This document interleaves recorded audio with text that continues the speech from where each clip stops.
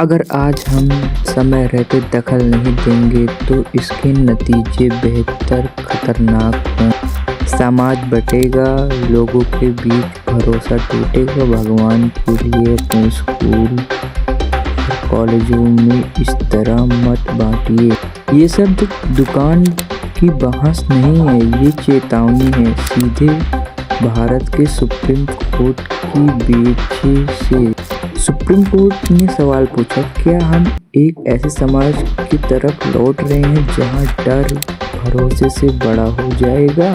29 जनवरी 2026 को जब supreme court ने यूजीसी के 2026 के नए नियमों पर रोक लगाई तो अदालत ने सिर्फ एक नियम नहीं रोका, उसने यह तय किया कि हम अपने बच्चों को कैसा भविष्य देना चाहते हैं।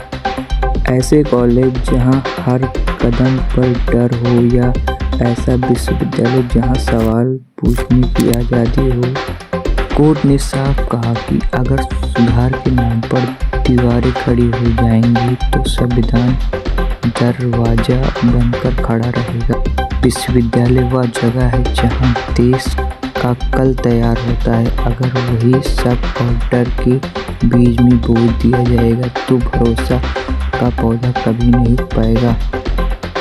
आज सुप्रीम कोर्ट ने फिर याद दिलाया कि लोकतंत्र की ताकत सिर्फ वोट के बटन में नहीं बल्कि इस भरोसे से है कि कमजोर से कमजोर आवाज़ भी देश की सबसे बड़ी ऊंची अदालत तक पहुंची सकती है।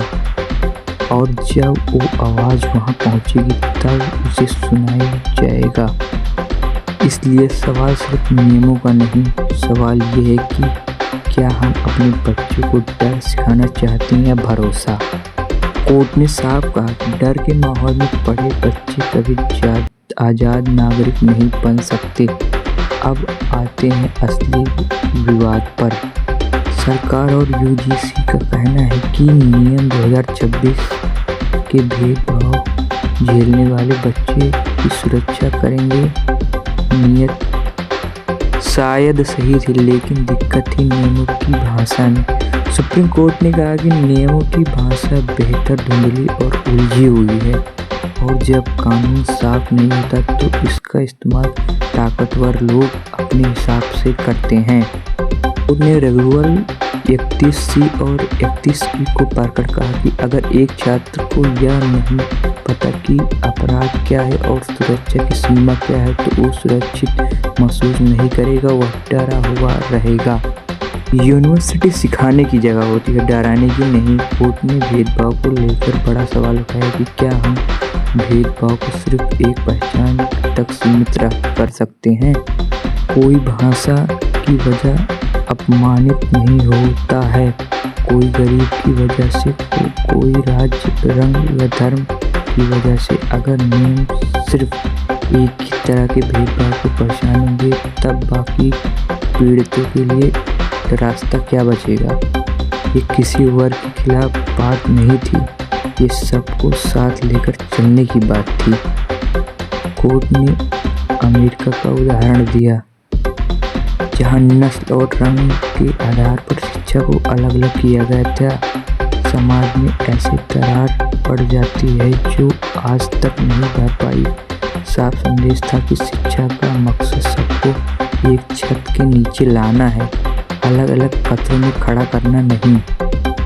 सुप्रीम कोर्ट ने रैगिंग जैसे मुद्दों पर भी सवाल उठाया। कोर्ट ने पूछा, जब 2012 नियम से मौजूद थे तो इसे उलझने वाले सिस्टम की क्या ज़रूरत थी। अगर कानून सबके लिए बराबर है तो वो न्याय नहीं पक्षपात हो जाता है।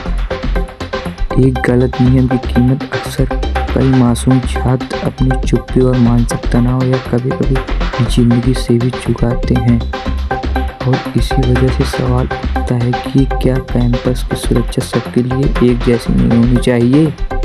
यह बहस सिर्फ यूजीसी के नहीं रही, यह लड़ाई हमारे कॉलेजों के चरित्र और उनकी आने वाली भारत की सोच की है। क्योंकि आज हम क्लासरूम में, कल संसद में लिखती हैं और सुप्रीम कोर्ट के नियमों को पूरा तरह से ख़त्म नहीं करना इनसे कहा गया कि उन्हें दोबारा देखा जाए और सुधार किया जाए। अब मौका है डर का नहीं, भरोसे का ढांचा बनाना। आखिरी सवाल आपसे, आप क्या चाहते हैं, डर से पढ़ने वाले छात्र या सवाल पूछने वाले नागरिक? अपनी राय कमेंट में ज़रूर बताइए। यह लड़ाई किसी जात या किसी वर्ग के खिलाफ नहीं है, यह लड़ाई सिर्फ न्याय की है, ऐसे न्याय की जो सबके लिए बराबर हो। जय हिंद, जय भारत, नमस्कार।